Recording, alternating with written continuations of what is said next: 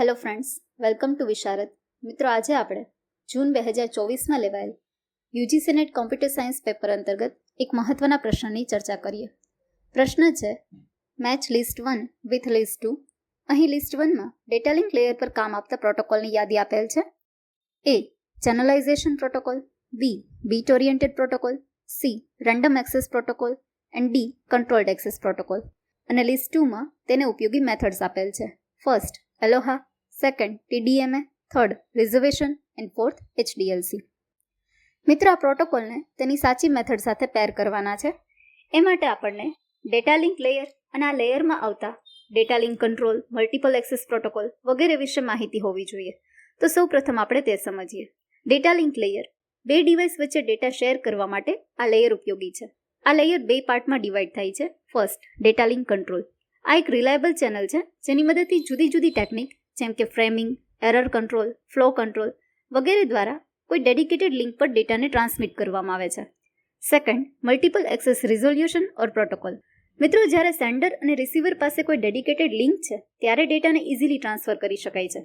પણ જ્યારે કોઈ ડેડિકેટેડ લિંક ના હોય ત્યારે મલ્ટિપલ એક્સેસ ચેનલની મદદથી સાયમલ્ટેનિયસલી ડેટાને સેન્ડ કરવામાં આવે છે. હવે એક જ ચેનલ પરથી જ્યારે ડેટા સેન્ડ થાય છે ત્યારે કોલાઇઝન કે ક્રોસટોક થવાની શક્યતા રહેલી છે. તો જે ના ઉદ્ભવે તે મલ્ટિપલ એક્સેસ પ્રોટોકોલની જવાબદારી છે. મલ્ટિપલ એક્સેસ પ્રોટોકોલ અન્ય 3 પ્રોટોકોલમાં ડિવાઈડ થાય છે. First, random access protocol, second, controlled access protocol and third, channelization protocol. પહેલા જોઈએ રેન્ડમ એક્સેસ પ્રોટોકોલ. આ પ્રોટોકોલ દરેક સ્ટેશન કે ડિવાઇસને ડેટા સેન્ડ કરવા માટે ઇક્વલ પ્રાયોરિટી આપે છે. આમાં કોઈ પણ ડિવાઇસ એકબીજા પર ડિપેન્ડન્ટ નથી. આ પ્રોટોકોલ ચેનલના સ્ટેટ પર ડિપેન્ડ હોય છે. જેમ કે ચેનલ આઈડિયલ છે તો ડેટાને સેન્ડ કરી શકાય છે એન્ડ બિઝી છે તો વેઇટ કરવામાં આવે છે. રેન્ડમ એક્સેસ પ્રોટોકોલ માટેની ટેકનિક જોઈએ, જેમાં પહેલી છે અલોહા. મિત્રો, અલોહાને વાયરલેસ લેન માટે ડિઝાઇન કરવામાં આવેલ, પણ તે શેર મીડિયમમાં પણ ડેટાને ટ્રાન્સમિટ કરવા માટે ઉપયોગી છે. આમાં કોઈ પણ સ્ટેશન એની ટાઈમ ડેટાને ટ્રાન્સમિટ કરી શકે છે. અલોહાના 2 પ્રકાર છે. First, pure Aloha and second, slotted Aloha. આમાં કોઈ કેરિયર સેન્સિંગ ટેકનિક નથી. આથી મલ્ટિપલ સ્ટેશન ડેટાને ટ્રાન્સમિટ કરે છે ત્યારે ડેટા ફ્રેમના લોસ થવાના ચાન્સીસ રહેલા છે. Second, CSMA, career sense multiple access. આ ટેકનિકમાં તે ચેનલના ટ્રાફિકને ઓળખે છે. એટલે કે ચેનલ અત્યારે આઈડિયલ છે કે બિઝી છે. જો આઈડિયલ હોય તો ડેટાને સેન્ડ કરે છે અને અધરવાઇઝ ચેનલ આઈડિયલ થાય ત્યાં સુધી વેઇટ કરે છે, જે કોલાઇઝનના ચાન્સીસને ઓછા કરે છે. થર્ડ છે CSMA-CD, carrier sense multiple access collision detection. મિત્રો, આ કોલાઇઝન ડિટેક્શન પર કામ કરે છે. ફ્રેમ ટ્રાન્સમિટ કરતા પહેલા ચેનલને સેન્સ કરે છે. જો કોઈ કોલાઇઝન ડિટેક્ટ થાય તો સ્ટોપ સિગ્નલ આપીને ડેટાને ટ્રાન્સમિટ કરતા અટકાવે છે. Fourth, CSMA-CA, carrier sense multiple access collision avoidance. આ ટેકનિકમાં ફ્રેમ ટ્રાન્સમિટ કરતા પહેલા ચેનલને સેન્સ કરવામાં આવે છે. તેના એકનોલેજમેન્ટમાં જો એક સિગ્નલ મળે તો ડેટા ફ્રેમ સક્સેસફુલી ટ્રાન્સમિટ થઈ શકે છે અને જો 2 સિગ્નલ મળે તો સેકન્ડ સિગ્નલ કોલાઇઝન ડિટેક્ટ કરે છે. આ રીતે ચેનલ સેન્સ કરીને ડેટા ફ્રેમને સેન્ડ કરે છે. સેકન્ડ છે કંટ્રોલ્ડ એક્સેસ પ્રોટોકોલ. આ ટેકનિકમાં સ્ટેશન કે ડિવાઇસ એકબીજા પાસેથી માહિતી મેળવી લે છે કે અત્યારે કયું ડિવાઇસ ડેટા ફ્રેમ સેન્ડ કરે છે. કોલાઇઝનને અટકાવવા માટે એક સમય કોઈ એક જ નોડ ડેટાને ટ્રાન્સમિટ કરે છે. આની 3 મેથડ છે. First, reservation. આ મેથડમાં જે નોડને ડેટા ટ્રાન્સમિટ કરવો છે તે રિઝર્વેશન કરાવે છે. ફોર એક્ઝામ્પલ, કોઈ એ સ્ટેશનને ડેટા ટ્રાન્સમિટ કરવો છે તો તે 1 બીટ સેન્ડ કરી તેનો સ્લોટ રિઝર્વ કરે છે એન્ડ એનાઉન્સ કરે છે. Second, polling. આ મેથડમાં એક સ્ટેશન પ્રાઇમરી સ્ટેશન એટલે કે કંટ્રોલર અને બીજા બધા સેકન્ડરી સ્ટેશન તરીકે વર્તે છે. દરેક ડેટા એક્સચેન્જ પ્રાઇમરી સ્ટેશનથી થાય છે. મેસેજમાં જે તે નોડનું એડ્રેસ હોય છે, એટલે જ્યારે દરેક નોડ તે મેસેજ રિસીવ કરે ત્યારે મેસેજમાં રહેલા એડ્રેસને ચેક કરે છે. જો તેનું ના હોય તો પોલ રિજેક્ટનો મેસેજ કરે છે. Third, token passing. આ ટેકનિકમાં દરેક સ્ટેશન એકબીજા સાથે લોજિકલી રિંગ ટોપોલોજીમાં જોડાયેલા હોય છે. એક ટોકનને એક સ્ટેશનથી બીજા સ્ટેશન સુધી એમ દરેક સ્ટેશન સુધી પહોંચાડવામાં આવે છે. Third, channelization protocol.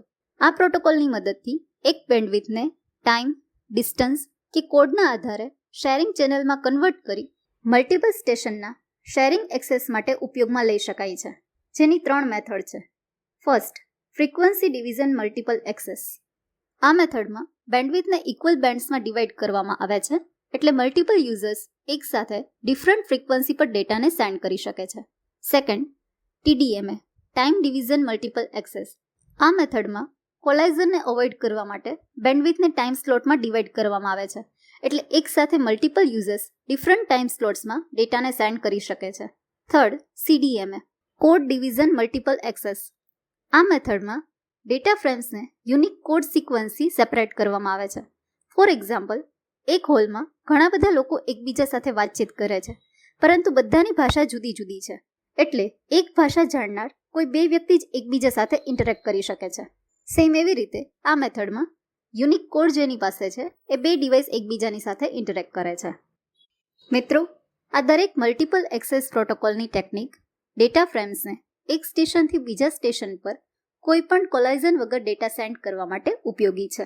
હવે જોઈએ HDLC high level data link control. આ એક બીટ ઓરિએન્ટેડ પ્રોટોકોલ છે જે પોઈન્ટ ટુ પોઈન્ટ અને મલ્ટી પોઈન્ટ કોમ્યુનિકેશન પ્રોવાઈડ કરે છે. HDLC બે પ્રકારના ટ્રાન્સફર મોડને સપોર્ટ કરે છે. First, normal response mode. આ પ્રકારના મોડમાં એક પ્રાઇમરી સ્ટેશન કમાન્ડ કરે છે અને સેકન્ડરી સ્ટેશન તેને રિસીવ કરે છે. આ પ્રકારનો મોડ પોઈન્ટ ટુ પોઈન્ટ અને મલ્ટી પોઈન્ટ બંને પ્રકારના કોમ્યુનિકેશનને સપોર્ટ કરે છે. Second, asynchronous balance mode. આ પ્રકારના ટ્રાન્સફર મોડમાં કન્ફિગરેશન બેલેન્સ્ડ હોય છે, એટલે બંને સ્ટેશન એકબીજાને કમાન્ડ સેન્ડ કરી શકે છે અને કમાન્ડ મુજબ રિસ્પોન્ડ કરે છે. આ માત્ર પોઈન્ટ ટુ પોઈન્ટ કોમ્યુનિકેશનને સપોર્ટ કરે છે. તો મિત્રો, હવે ફરીથી આપણો પ્રશ્ન જોઈએ. પ્રશ્નમાં લિસ્ટ 1માં આપેલ પ્રોટોકોલ્સને લિસ્ટ 2માં આપેલ મેથડ્સની સાથે કનેક્ટ કરીએ. પહેલું છે ચેનલાઇઝેશન પ્રોટોકોલ, તેની સાથે આવશે. Second, TDMA.